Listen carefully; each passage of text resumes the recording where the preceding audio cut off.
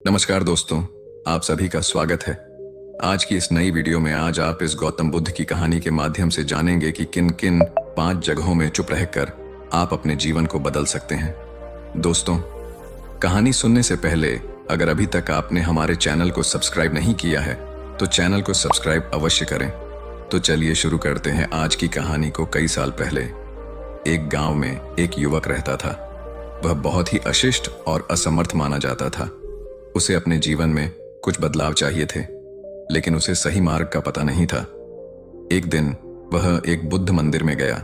मंदिर में पहुंचते ही उसने देखा कि कुछ लोग ध्यान में लिप्त थे, जिनका चेहरा शांति से भरा हुआ था।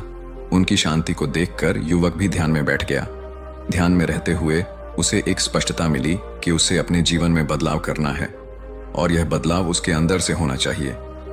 उसने समझा कि खुद को समझना और स्वयं को संवारना ही सबसे महत्वपूर्ण है। बुद्ध की एक कहानी उसे यह सिखाती है कि सच्ची बदलाव सिर्फ उसके अंदर से हो सकती है। वह जानता था कि अगर वह अपने विचारों और क्रियाओं को संशोधित करता है तो उसका जीवन स्वयं ही बदल जाएगा। ध्यान से उठने के बाद युवक ने अपने जीवन में सकारात्मक बदलाव लाने का निर्णय किया। उसने खुद को समझा, अपने दुष्प्रभावक विचारों को बदला और अपने काम में समर्थता और उत्साह लाया।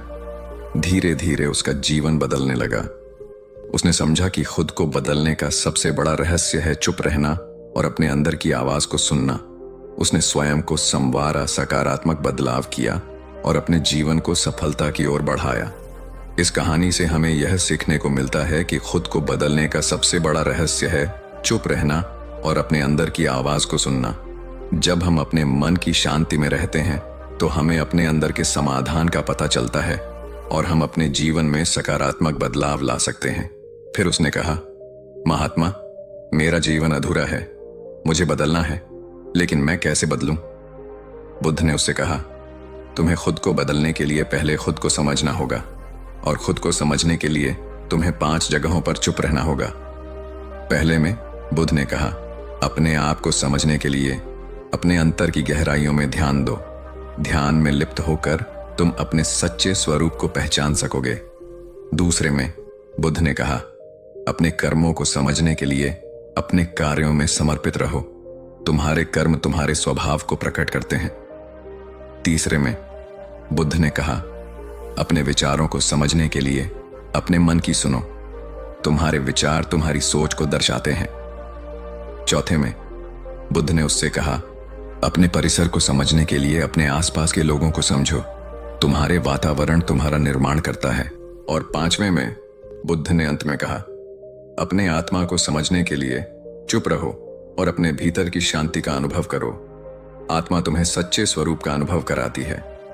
युवक ने बुद्ध की सभी सलाहों का पालन किया और उसने अपने जीवन में महत्वपूर्ण बदलाव किए।